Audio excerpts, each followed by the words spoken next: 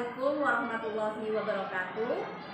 Saya Nurul Karima SBD, CGP Angkatan 7, SMP Al-Hikam, Kabupaten Bangkalan. Pada kesempatan kali ini, saya akan melaksanakan pra-observasi supervisi akademik. Mohon izin kepada fasilitator saya, Bapak Mulyanto MPD, dan pengajar praktik saya, Ibu Nur Laili Saiful Islamiyah SHSPD. Di sebelah saya sudah ada rekan guru yang siap untuk disupervisi nantinya ya Bapak ya. Insya Allah siap. Ya, silakan Bapak perkenalkan diri terlebih dahulu. Ya, Assalamualaikum warahmatullahi wabarakatuh. Waalaikumsalam. Saya David Hidayat selaku guru bahasa Indonesia di SMP Al-Hikam. Saat ini saya mengajar di kelas 8 untuk mata pelajaran bahasa Indonesia tentunya. Sudah itu saja Bu. Sudah ya, baik. Terima Pak kasih David. Bapak Ibu atas kehadiran. Sehat Pak David ya? Alhamdulillah sehat. Bu Emma sendiri bagaimana? Alhamdulillah saya sehat Pak.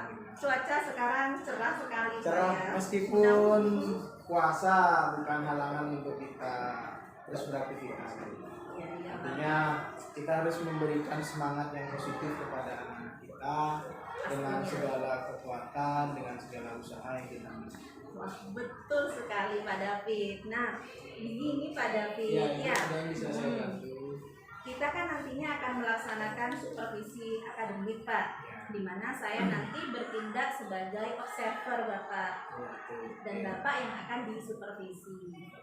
Jadi Ya. saya dinilai ini nanti. Oh, Gitu ya. kita sharing-sharing saja Oh, Pak ya. David ya. Ya mungkin lebih baiknya begitu. Kita Iya, sering- Bapak. karena apa yang saya berikan tentunya ini tidak semuanya sempurna. Bisa jadi apa yang saya sampaikan ada kekurangan atau bahkan kesalahan. Nanti saya juga bisa sambil belajar dari Ibu Emma seperti apa. Saling belajar ya. Begini Bapak, pastinya kita sebelum supervisi itu ada percakapan yang namanya percakapan pra-observasi ya Pak ya.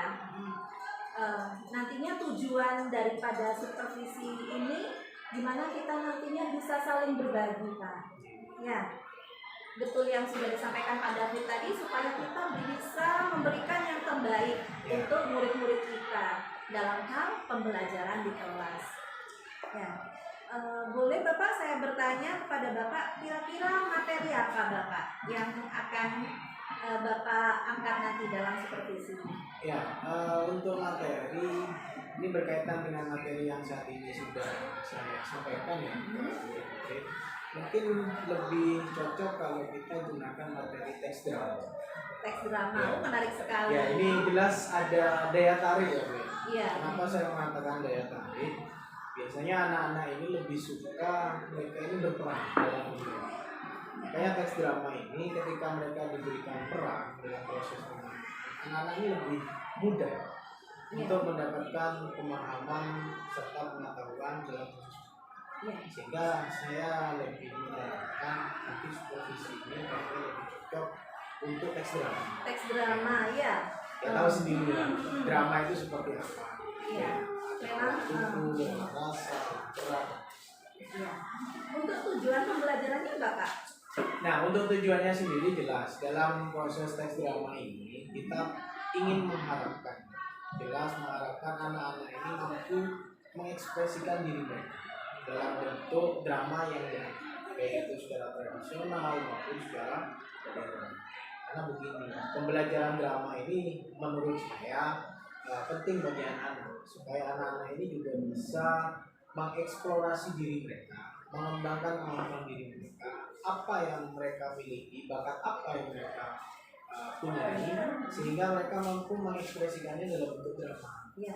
Nah, tujuan itu yang saya Ya, tujuannya sangat bagus sekali. Mudah-mudahan nanti bisa tercapai Bapak ya. ini juga berjalan dengan maksimal. Ya, materi yang menarik, tentunya metodenya juga pasti akan menarik Pak David ya. Metodenya apa yang digunakan Pak? Kalau dalam proses pembelajaran, metodenya itu kita juga harus mempersiapkannya. Ya, betul sekali.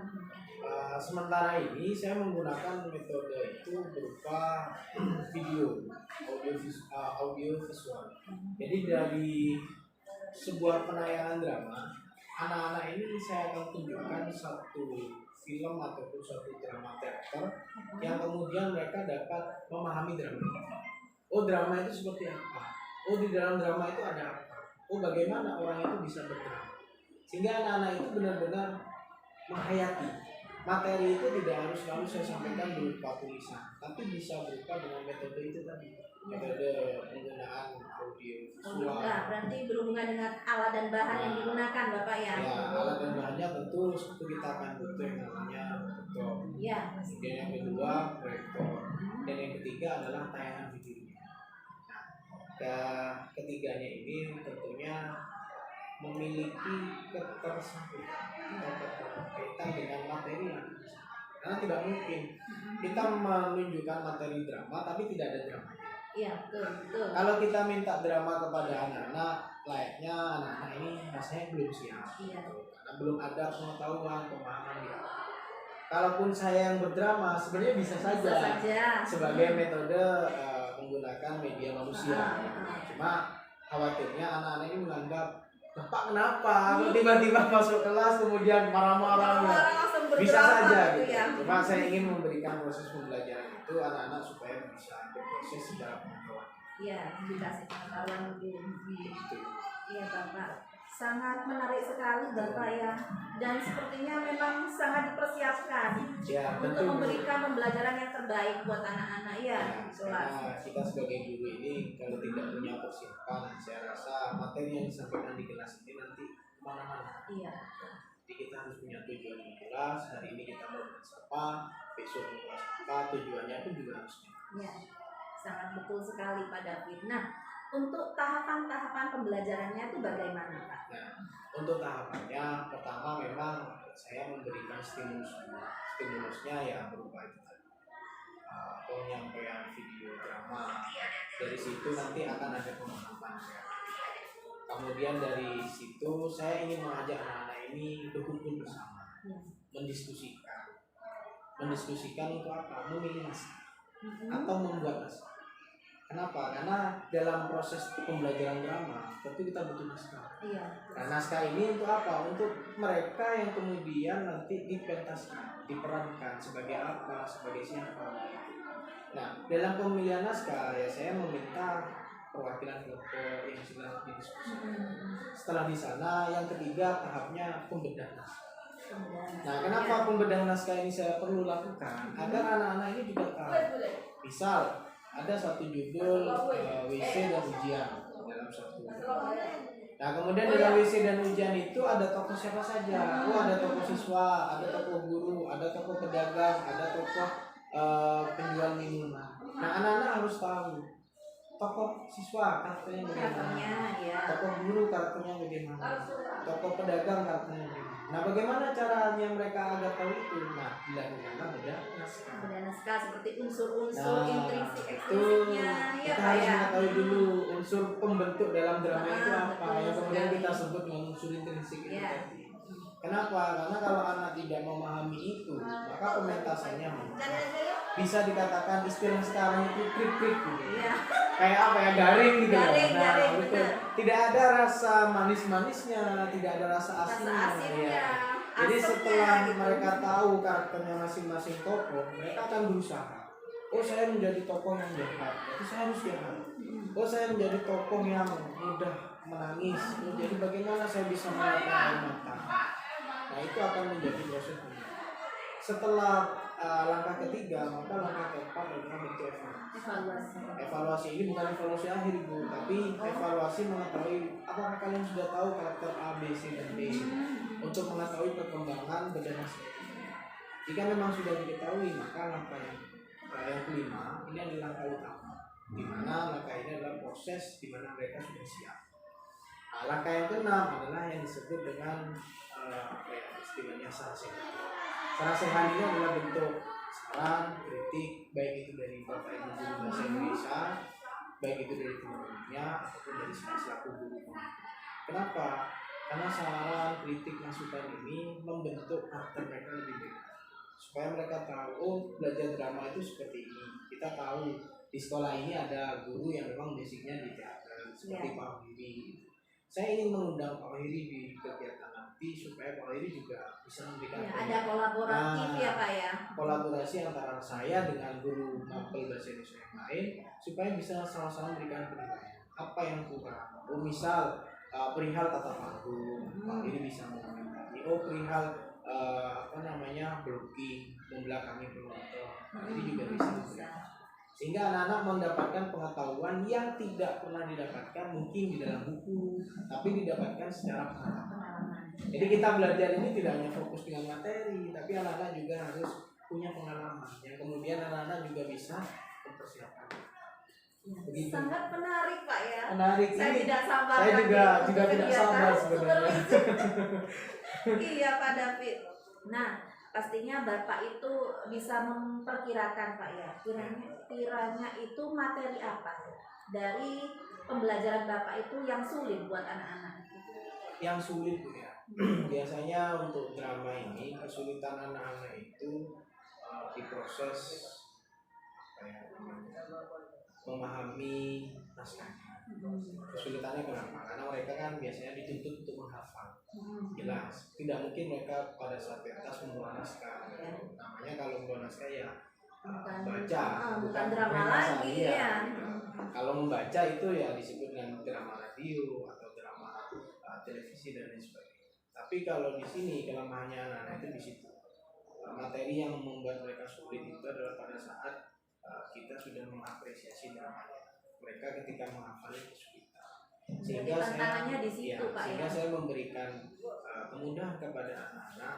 Mereka boleh mengaransemen. Aransemen ini artinya apa ya? Boleh menggunakan bahasa mereka sendiri, tapi intinya sama. Sehingga mereka memahami apa yang mereka paham. Oh misal dalam satu dialog itu berbunyi, saya akan pergi ke kamar mandi untuk buang air besar. Nah, anak boleh mengubah kalimat itu dengan kata yang lain. Saya ke belakang dulu. Ya. Dengan tujuan apa? Oh intinya sama. Intinya sama. Sama-sama ingin mengarah ke kamar mandi. Sehingga apa? Dari situlah proses belajar itu anak bisa mengeksplorasi apa yang ada dalam dirinya itu benar-benar keluar secara merdeka Pak ya berarti. Betul. Jadi kita ini nggak bisa nuntut kamu harus sesuai dengan teks, kamu harus begini, dan bisa Bu. Karena mohon maaf ya, karena kita ini belajar, anak-anak jika dituntut seperti itu pasti pusing. Tuntutannya banyak, drama gini tidak menyenangkan. Akhirnya ini akan menjadi penilaian yang negatif untuk materi drama. Sehingga kesulitan itu kita antisipasi. Minimal kita kurangi tahap kesulitannya. Sehingga dari situ anak-anak benar-benar mulai belajar bagaimana cara memahami naskah, bagaimana cara mengaransemen naskah, bagaimana cara menunjukkan tujuan naskah itu supaya sama dengan naskahnya. Iya, bagus sekali Bapak ya. Kiranya yang perlu mendapat perhatian khusus Bapak dari pembelajaran drama nanti ini? Untuk perhatian khusus itu lebih kepada ini ya, pementasan sebenarnya. Kenapa dikatakan perhatian khusus? Ketika mereka tampil, mereka pasti butuh yang namanya apresiasi. Ya. Seseorang itu siapa sih Bu yang tidak ingin diapresiasi atas pekerjaannya yang sudah luar biasa? Nah, apresiasi ini perlu kita perhatikan. Makanya kenapa saya tadi mengkolaborasikan dan mengajak beberapa guru supaya anak-anak bangga. Oh saya tidak hanya ditonton oleh guru mapel sendiri, tapi guru lain juga bangga melihat saya. Dari situ anak akan merasa lebih semangat lagi untuk belajar. Kenapa? Karena dia merasa dirinya bermanfaat bagi orang lain. Dirinya punya kelebihan yang bisa dilihat oleh orang lain. Sehingga dirinya terus mengeksplorasi kemampuannya dengan berbagai cara. Sehingga dari situ anak-anak itu merasa lebih dihargai. Anak-anak itu lebih dinilai ketika prosesnya itu benar-benar dijalankan. Iya, lebih kepada apresiasi murid ya Bapak ya. Ya kita tahu selama ini hasil itu kan tidak mengkhianati proses. Iya. Atau kebalik saya. Proses tidak mengkhianati hasil. Wajar Bu puasa suka kebalik. Iya Pak. Ya proses tidak akan mengkhianati hasil. Jadi kalau prosesnya anak-anak itu bagus. Sudah bersungguh-sungguh. Ya, dari tahapan-tahapan itu tadi kita akan lihat. Kalau mereka benar-benar siap, sungguh-sungguh memahami proses pembelajaran ini, maka hasilnya pun tidak akan buruk dari yang kita perkirakan. Dari hasil itulah kita akan apresiasi sebaik-baiknya. Kenapa? Karena mereka sudah mau maju, sudah mau pentas, itu adalah sebuah nilai plus bagi saya. Kenapa? Karena dia sudah mau belajar yang namanya percaya diri, sudah berani maju ke publik, gitu. Istilahnya dia sudah berani menunjukkan public speakingnya, dia sudah menjadi karakter yang lebih baik daripada mereka yang malu-malu tidak Iya, mau betul bicara. sekali. Nah itu adalah satu kemajuan yang saya harapkan dalam proses pembelajaran ekstra. Dan itu yang Mudah-mudahan harus nanti diperhatikan. sesuai harapan ya Pak ya. Harapan saya seperti itu. Untuk kompetensi Pak, kompetensi apa yang bisa dimiliki siswa nantinya setelah mengikuti pembelajaran Bapak di kelas nanti? Ya, kompetensi ini jelas kemampuan. Kalau dalam teks drama kemampuannya, mohon maaf, ini bukan saya mengajarkan karena mereka bisa bersandiwara, tidak. Tapi paling tidak mereka akan tahu bahwa bagaimana orang itu bersandiwara, bahwa bagaimana orang itu berdrama. Ini buat pembelajaran diri mereka, bukan lantas kemudian mereka itu belajar, oh saya akan bersandiwara di depan orang tua. Tidak, tapi mereka akan belajar bagaimana konsep drama itu sebenarnya. Hanya mereka akan mengetahui kemampuan diri mereka dapat menilai orang kalau dia benar-benar jujur atau tidak. Dilihat dari mana? Oh dari gestur tubuhnya, gerak-gerik tubuhnya, cara dia berbicara, dia akan mengetahui. Kenapa? Karena secara tidak langsung ketika dia belajar drama, dia akan belajar berbicara, dia akan belajar mengolah tubuh, dia juga akan Merasa. Nah itu akan mereka dapatkan semuanya gitu. Tahapan-tahapan itulah yang kemudian menjadikan mereka mampu menilai seseorang, bukan hanya tinggal keburukan tapi juga kebaikan. Karena kita tahu saat ini banyak hal yang mungkin di luar nalar kita, banyak sekali anak-anak yang berkumpul kepada bapak ibu gurunya atau nah dari situ anak ini akan belajar seperti apa temannya berkumpul, seperti apa temannya bersandiwara, seperti itu. Ya selain itu kompetensi yang saya harapkan nomor satu itu adalah kemampuan berbicara secara publik. Karena dia mampu berbicara secara di muka umum, artinya dia sudah mulai memiliki keberanian. Itu kompetensi. Nah yang kedua ya jelas. Iya Pak. Begitu. Nah untuk supervisi nanti ini kan kita sepakati Bapak ya. Sekarang kan masih dalam bulan Ramadan ya. Setelah ini libur karena sekolah kami adalah sekolah yang berbasis pondok pesantren. Jadi baru masuk nanti setelah lebaran Bapak ya. Siap untuk disupervisi Bapak? Saya jadi terkejut sebenarnya. Kalau disupervisi sama guru senior. Saling belajar, Yeah, sama-sama kita belajar, sama-sama sharing ya. Tentunya apa yang saya lakukan tidak lepas dari selalu sempurna. Tidak ada kesalahan yang nantinya itu bisa saling dikoreksi. Saya pun juga butuh masukan pada saat supervisi nanti. Masukan apa yang kiranya itu dapat membangun saya dan murid-murid saya supaya lebih baik lagi dalam proses belajar. Karena kalau saya tidak diberi masukan, saya akan merasa oh saya benar semua. Jelas tidak semuanya yang saya lakukan itu benar. Pasti ada yang kurang, entah itu dalam penyampaian materinya terlalu cepat atau kurang dipahami atau bahasa yang digunakan terlalu sulit. Nah ini kan juga jadi evaluasi buat saya. Begitu. Iya. Cukup ya Bapak ya untuk percakapan praobservasi kita. Ya. Terima kasih banyak atas waktunya pada Firyas. Mudah-mudahan Semoga bisa membantu. ya Ya Bapak. mudah-mudahan ibu juga sukses dengan Amin. supervisinya nanti. Saya pun Cukup sekian praobservasi kita kali ini. Wassalamualaikum warahmatullahi wabarakatuh.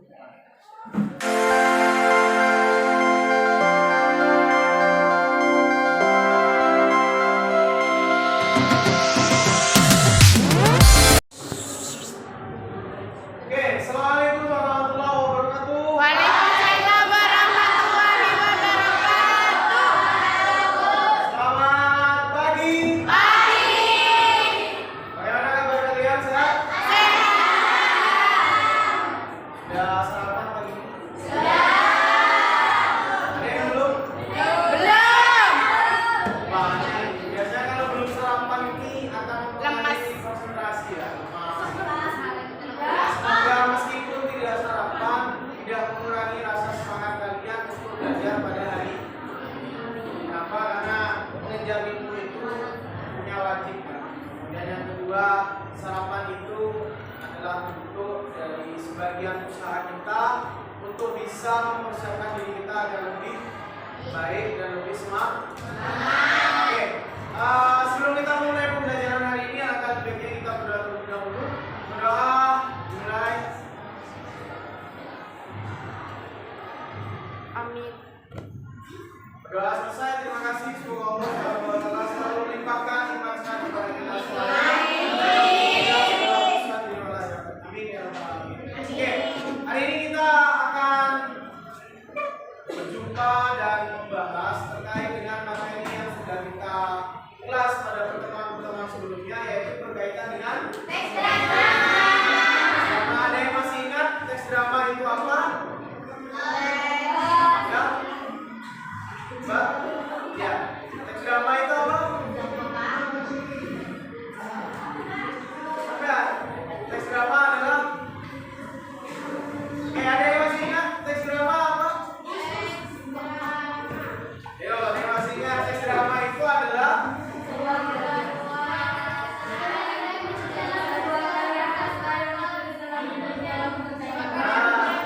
teks drama itu ya secara sederhananya itu adalah karya sastra yang berisi tentang dialog. Kenapa Pak? Karena di dalam drama pasti berkaitan dengan dialog. Ya, silakan duduk Mbak. Nah, di dalam teks drama itu sudah jelas pasti terdapat dialog. Dialog di sini berkaitan dengan tokoh. Kenapa? Karena di dalamnya terdapat percakapan antara tokoh satu dengan tokoh yang lain. Nah, karena kita kemarin sudah belajar tentang teks drama, saya itu juga belajar tentang apa? Minggu sebelumnya? Apa saja struktur teks drama yang ada di dalam teks drama? Ada prolog, dialog, ada 3 ya? Ada prolog, ada dialog, ada prolog itu apa?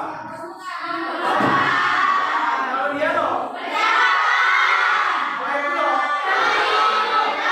Oke, bagus, luar biasa ya. Berarti kalian masih mengingat pada pertemuan sebelumnya. Nah, hari ini Bapak akan menyampaikan terkait dengan materi selanjutnya, yaitu kaidah kebahasaan. Nah, sebelum ke sana saya ulas sedikit kembali tentang materi sebelumnya, yaitu ada struktur teks drama berkaitan dengan prolog ya. Tadi yang sudah kita sebutkan bersama, ada adegan pembukaan, kemudian ada dialog, ada percakapan, kemudian ada film, adegan akhir atau penutup.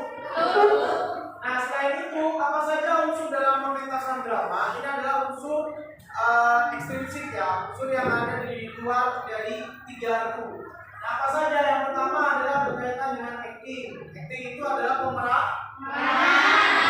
Artinya apa? Kita berperan seperti orang lain. Kemudian yang kedua adalah aktor. Aktor itu siapa? Aktor tokoh. Kemudian ada penokohan, ada cerita, ada kostum. Kostum itu apa? Baju atau pakaian yang digunakan selama pementasan. Kemudian ada jas berkaitan dengan make. Kemudian ada musik sebagai pengiring, tata panggung, dan yang terakhir adalah tata lampu. Nah, ini adalah beberapa hal dasar di mana ini yang perlu diperhatikan juga selama dalam pementasan. Nah, hari ini kita akan belajar tentang kaidah kebahasaan. Seperti biasa ya, kalau dalam teks bahasa Indonesia itu selalu ada yang namanya kaidah kebahasaan. Nah, apa saja Pak dalam drama? Yang pertama ada dialog. Ya, tadi di dalam struktur dialog itu ada. Nah, apa dialog? Nah, contohnya seperti apa? Nah, ini dari tokoh A, aku hari ini tidak masuk. Kamu bagaimana? Tokoh B menjawab, aku juga. Badanku kurang sehat.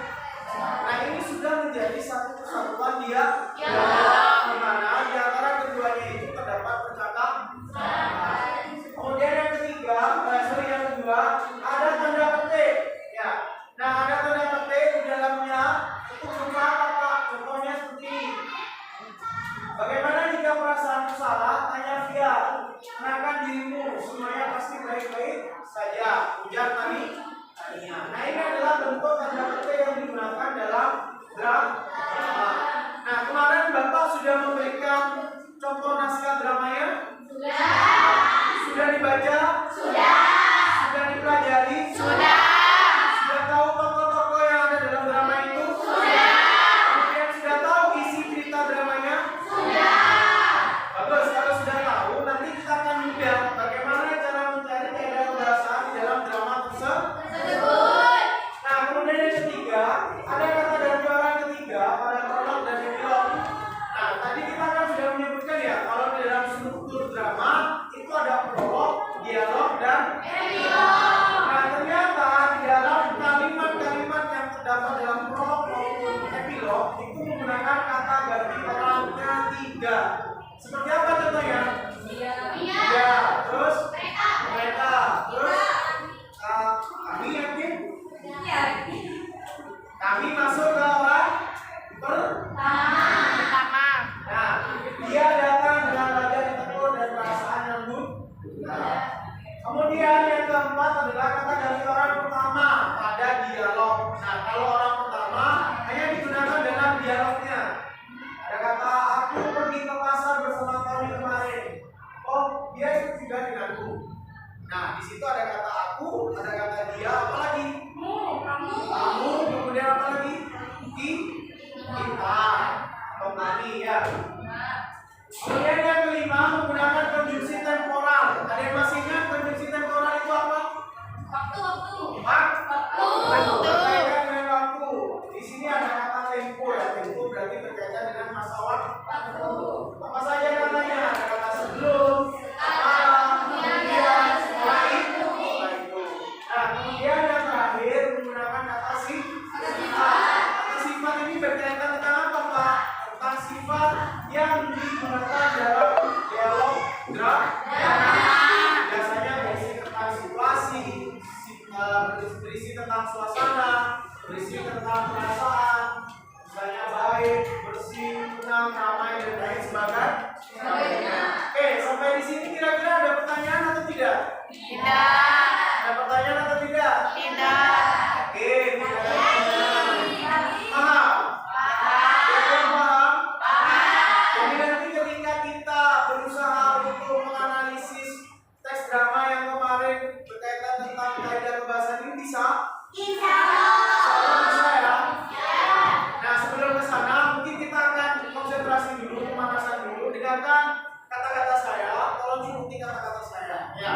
Apabila saya mengatakan tepuk satu, maka silakan lakukan tepuknya sebanyak satu kali. Apabila saya mengatakan hanya satu, maka jangan pernah melakukan tepukan. Paham? Jangan pernah melakukan tepukan. Bisa? Konsentrasi? Oke, silakan tepuk satu, tepuk satu, tepuk dua, tepuk dua, tepuk tiga, tepuk satu, dua. Masih belum konsen? Ingat kata-kata saya, apabila saya menyatakan atau mengatakan tepuk satu, maka silakan bertepuk sebanyak angka yang disebutkan. Apabila saya hanya menyebutkan angkanya, maka jangan pernah melakukan tepuk tangan. Bisa dipahami? Bisa. Oke, kita mulai. Dua. Baru mulai ya. Baru mulai. Tepuk satu. Tepuk dua. Dua. Masih ada 3 orang. Ya, terus sampai semuanya benar-benar konsentrasi. Dua. Tepuk dua. Satu. Tepuk satu. Tepuk dua. Fokus ya, fokus dengan kata yang saya perintahkan. Tepuk satu. Dua. Ini yang imbang belum sekarang. Ya, oke, terima kasih karena sudah berusaha untuk konsentrasi. Selanjutnya silakan duduk sesuai dengan kelompok. Hari ini kita akan bersama-sama menganalisis bagaimana kaidah kebahasaan yang ada di dalam drama apakah sudah sesuai dengan materi yang kita pelajari hari ini. Silakan kalian duduk sesuai dengan kelompok yang sudah kita bentuk bersama pada pertemuan sebelumnya. Silakan kelompok 1 boleh merapatkan bangkunya sebelah sini. Kelompok 2 silakan merapatkan bangkunya sebelah sini. Oke, silakan.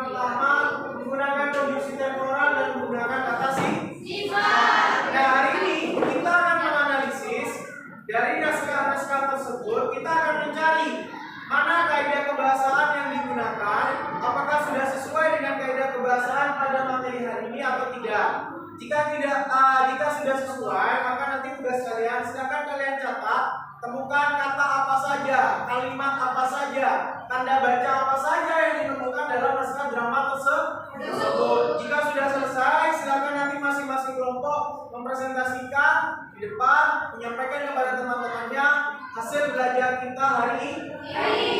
Bisa dipahami? Ada pertanyaan? Ya.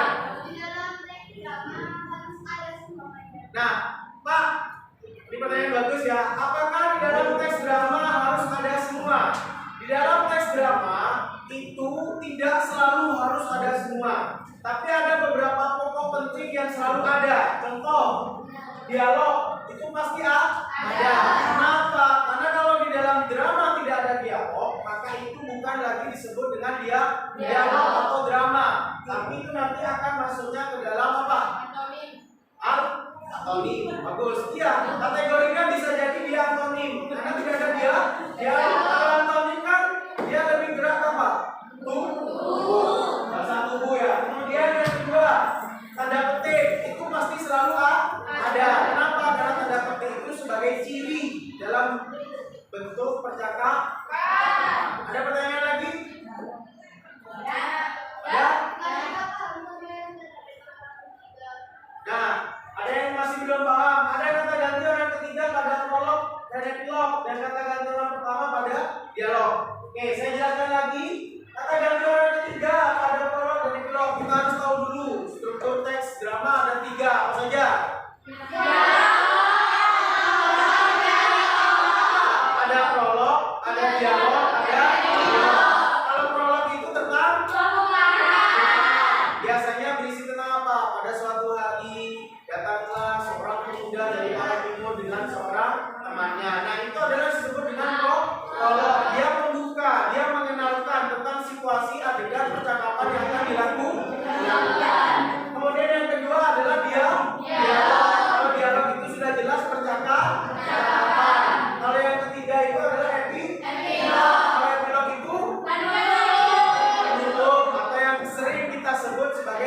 tujuan dari drama tersebut.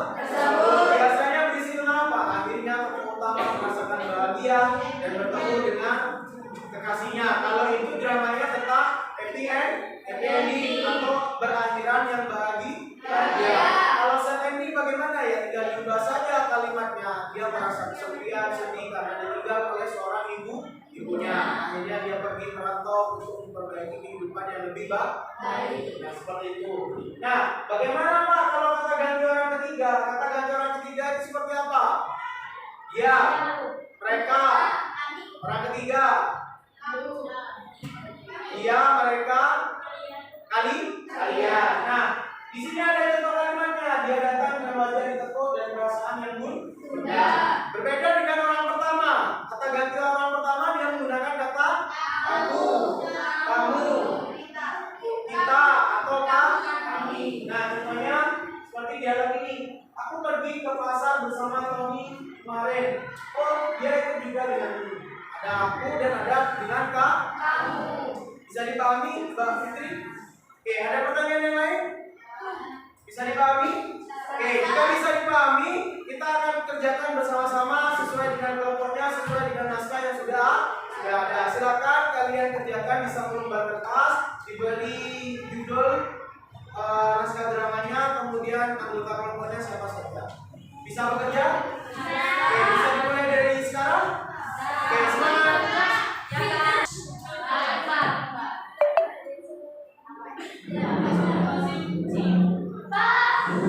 Ya, kenapa?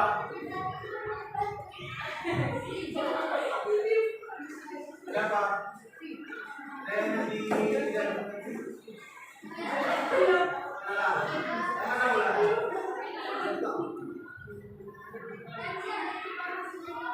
Nah, yang dialog itu kan sudah jelas ya, semuanya ada dialog. Kalian tinggal buktikan saja. Misalnya di situ ada sipil, satu sipil dua, itu kan sudah dialog tapi tiga orang. Ya, teman-teman, yang sipil satu dua, dan ada tinggal dari sana juga. Kalau itu adalah sudah dialog. Makasih ya. Silakan ditanyakan. Oh, satu aman. Silakan tanyakan ya. Kalau tidak mengerti, tanyakan. Ya.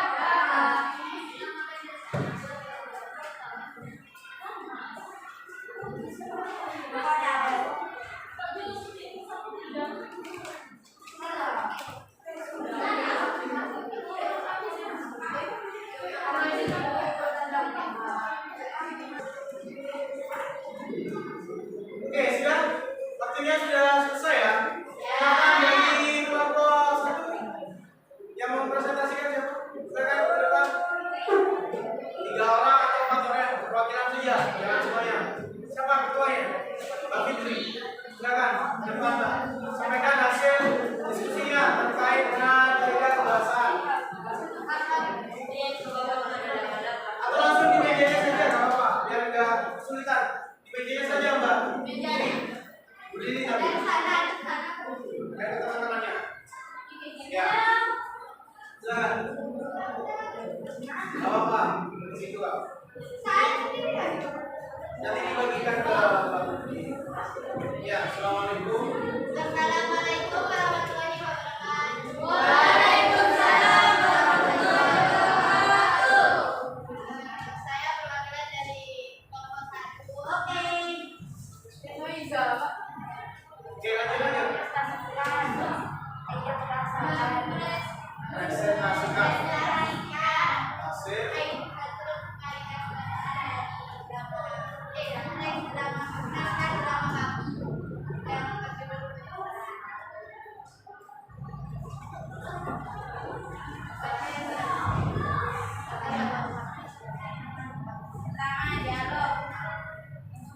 ya, langsung dibaca dialog, contoh dialognya apa?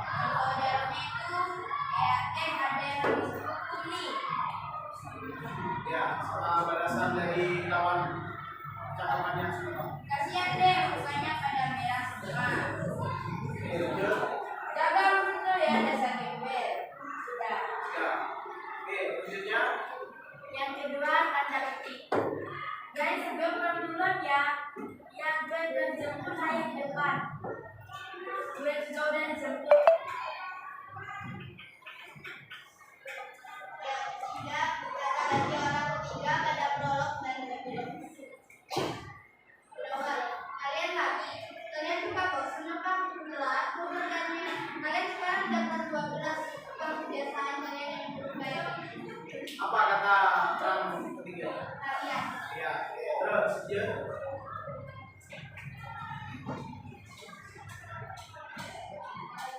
Ganti yang pertama. Yang keempat kata dari orang pertama, Aisyah. Ya kita berjalan bersama Tuhan. Bisa. Saya tak bertemu. Apa kata lainnya? Yang pertama, tak terus. Kita sama saya. Kita sama saya. Ya. Yang kelima konsumsi dan mulai. Udah. Sekarang kita harus senang dan mulai sedih, oke? Apa kata konsumsi? Sekarang. Oke, ya. Yang terakhir menunjukkan mana sifat. Putih. Kak, kalian bohong kan? Kenapa kalian ninggalin Putih sendiri? Kalian marah Putih. Putih janji bakal diajarin yang baik. Ayo bangun Pak. Jangan tinggalin Putih Pak. Putih janji bakal diajarin yang rajin. Mewujudkan keinginan bapak dan ibu. Dalam kurung menangis menghadap bapak ibu dan bapak. Apa kata sifatnya? Nangis, nangis kan tadi ada janji. Apa janjinya? Jadi anak ya. Baik itu kan kata sifat ya. Baik itu kan sifat terkait perilaku atau mungkin apa istilahnya? Oke, beri tepuk tangan untuk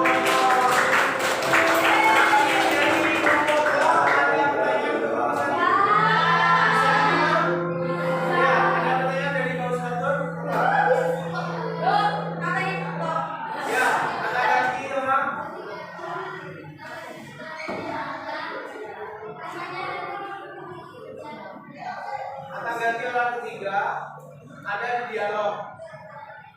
Kemudian apakah boleh atau tidak?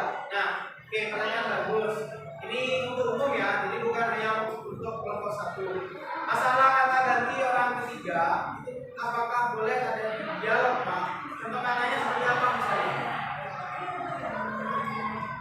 Apa tadi, Fitri? Kalian laki. Nah, ada kata kalian ya, kata ganti orang ketiga. Nah, kalian itu menunjukkan untuk beberapa banyak orang ya, sama halnya dengan mereka.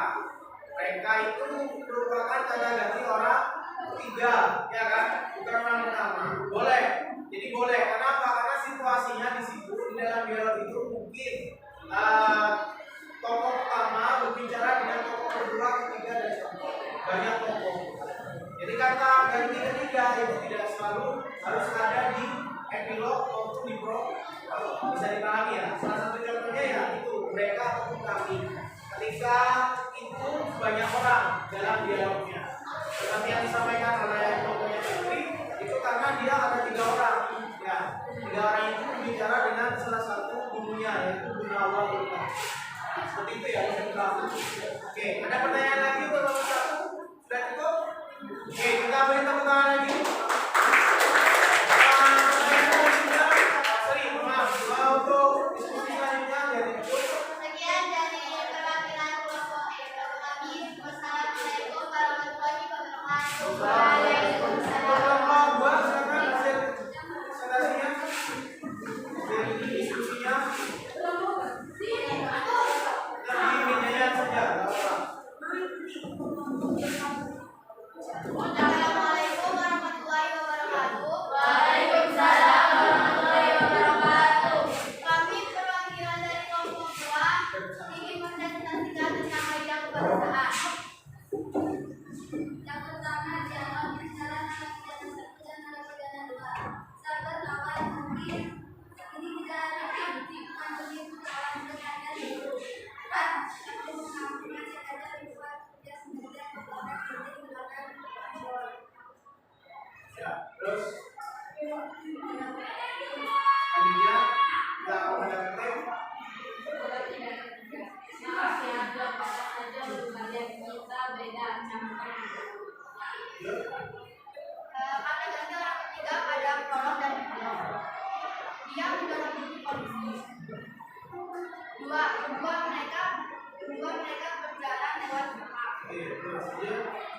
Yang pertama,